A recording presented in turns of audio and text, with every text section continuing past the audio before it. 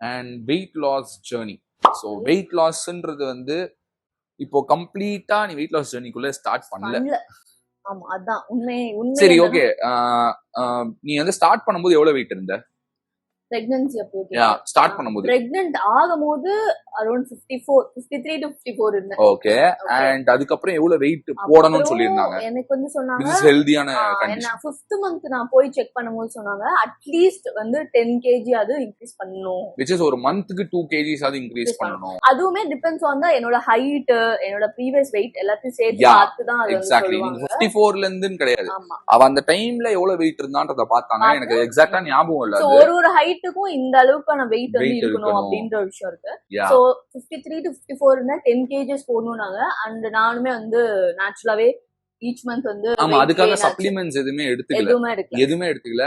வீட்டு சாப்பாடு மட்டும் தான். அண்ட் இன்னொரு விஷயம் இருக்கு, சொல்லுவாங்க பிரெக்னன்ட் ஆனா வந்து பயங்கரமா சாப்பிடணும், அப்பதான் குழந்தைக்கும் போகும்.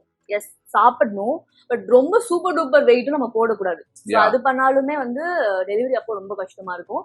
ரொம்ப காஷியஸா இருக்கணும்னு அவசியம் இல்லைங்க. உங்களுக்கு பசி நிரம்பி நிம்மதியா ஒரு சாப்பாடு இருக்கும்ல, அந்த சாப்பாடு தான் சாப்பிடணும்.